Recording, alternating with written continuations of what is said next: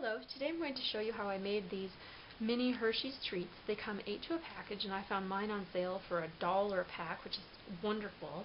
I'm going to use the Designer Series paper Springtime Vintage that I actually printed on my digital studio. This just came out yesterday, in fact, and some Baja Breeze, as well as the little birds from Clearly For You. I just love this little stamp. So we start with a 4 by 2 3/4 inch piece of cardstock, and we're going to score that at 1 1/8, 1 3/8, 2 5/8, 2 7/8. So you'll have 4 score lines. Make sure I've done a good job. There we go.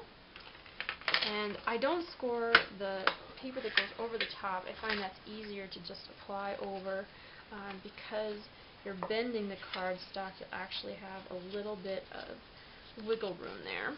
So go ahead and fold that on the mountain side so that the valley folds are outside.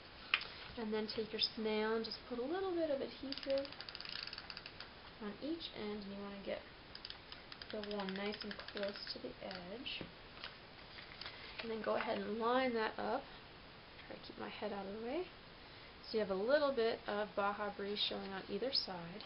And then before you put that down, go ahead and fold it, fold it, fold it, and fold it along the creases. And then you see you have a little bit of an edge there, which is fine. Then you're going to take your Hershey's, go ahead and wrap it on the inside, and then that way you can fold it over and line it up how you want. So a little snail, and you could use your sticky strip here if you wanted a stronger bond, but I find that this really holds well with the photo paper that I use when I print out. So there's that, and it's adorable just like that. I love it. But we're going to go a little step further and take our birds, and I'm going to use a little bit of Always Artichoke this time. And go ahead and get some ink on there.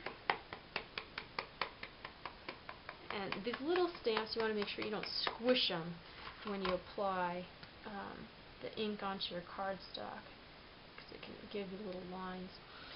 This piece of paper here that we're doing the birds on measures 2 across by 3/4 inches high. There we go, our little birds. And those will sit right there. But the next step is to take a little scrap of your cardstock. I'm using the Baja Breeze, and this is the dotted scallop ribbon punch. And just go ahead and punch that out like so. Now you can do this in a number of different ways. You could, double it up. You could, just go ahead and adhere it like that, and then take this piece and put it on the top, which is what I'm going to do because it's long enough. And you can see I'm just reusing a scrap of Whisper White that didn't work for a different project. And then go ahead and line that up. And I'm doing the little dots on the bottom so that you can see the little dots, and then just trim your edges.